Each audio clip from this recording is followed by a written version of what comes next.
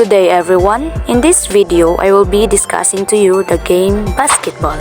But before that, let's discuss first the objectives of this lesson. For the objectives, at the end of this lesson, the students should be able to first, identify the different basic skills in playing basketball. Second, is to appreciate the importance of playing basketball.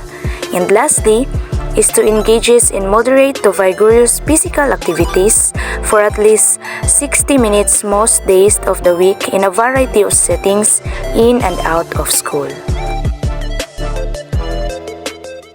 As we all know, basketball is a team sport in which two teams, most commonly of 5 players each, opposing one another on a rectangular court, compete with the primary objective of shooting a basketball through the defender's hoop while preventing the opposing team from shooting through their own hoop.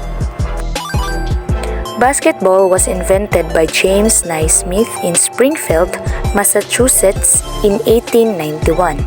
Within a few decades, the new game became popular throughout the United States as an indoor sport.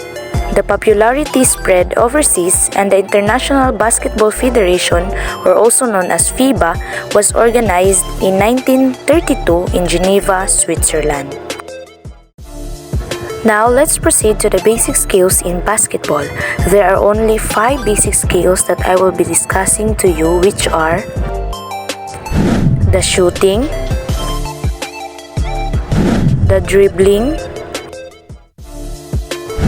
the defense, the rebounding, and lastly, the passing. The first basic skill in basketball is what we called shooting. It is the primary skill in basketball, and it is the most important skill in which helps the team to score during the game. Shooting is a skill you can practice by yourself. Once you understand the correct mechanics, all you need is a ball, a basket, and an eagerness to improve. When you practice shooting, you should practice with good fundamentals. Shooting the correct way will give your shots consistency and allow you to become an excellent shooter.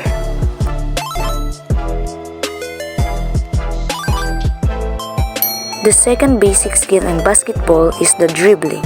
It is a fundamental skill in which a player uses one hand to continuously bounce the ball on the court. Dribbling helps you control the ball, advance it toward the hoop, and create distance between you and your defender. Dribbling is a very important fundamental of both offensive and defensive basketball. Offensively, it is used to advance the ball in the backcourt, to make a drive into the basket, and to free oneself from close or congested defensive areas. Defensively, the dribble has become very effective in stalling tactics, especially when a press is being used. The third basic skill in basketball is the defense. It is the defensive strategies, alignments, and positioning that a team uses to prevent the opposing offense from scoring baskets. In basketball, playing defense means trying to stop your opponent from scoring. The rules of basketball spell out how and under what circumstances the defense can attempt to stop offensive players. The fourth basic skill in basketball is the rebounding.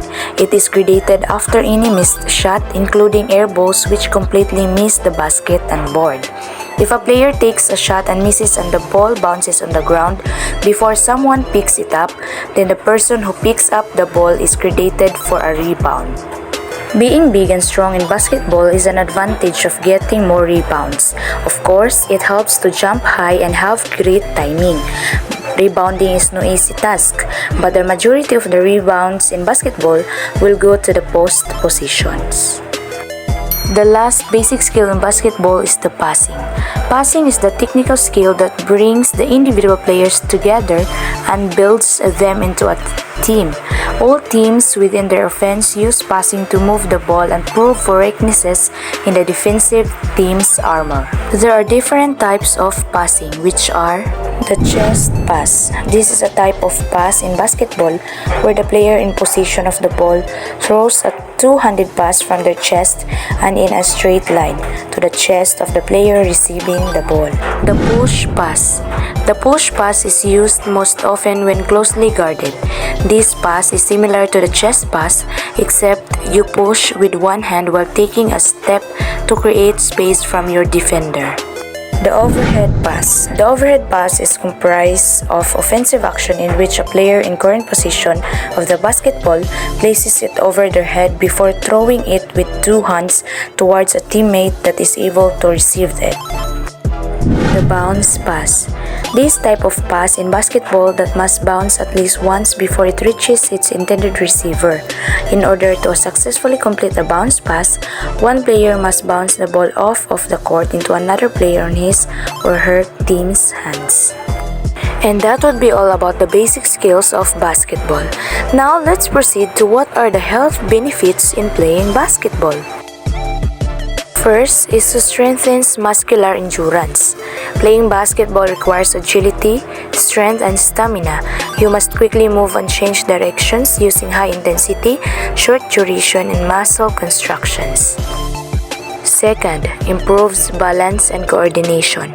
Playing basketball requires you to develop hand-eye and foot coordination as you maintain your balance throughout the movements. As you play, you need to move your body quickly as you jump, pivot, or change directions. Third is to develop self-confidence. You may develop self-confidence as you find your voice and learn more about who you are in a new situation. As a team, members can encourage, motivate, and support each other while playing basketball. Fourth, develops communication skills. As you interact with your teammates, you may learn new ways to communicate verbally and non-verbally. You'll have the chance to talk to your teammates and listen to what they have to say. The last is to boost heart health. Regular physical activity helps to improve heart health and overall fitness levels. According to the research from 2019, basketball increases resting heart rates, which has a positive effect on cardiorespiratory fitness. Basketball is one of the fastest growing and most popular sports. There are over 1 billion dedicated fans and millions of players. Some may say that playing basketball will help you grow stronger and taller, but there are also numerous other health benefits playing has to offer. Basketball teaches you about being a good team player and can be a great social sport. And that would be all for today. Thank you.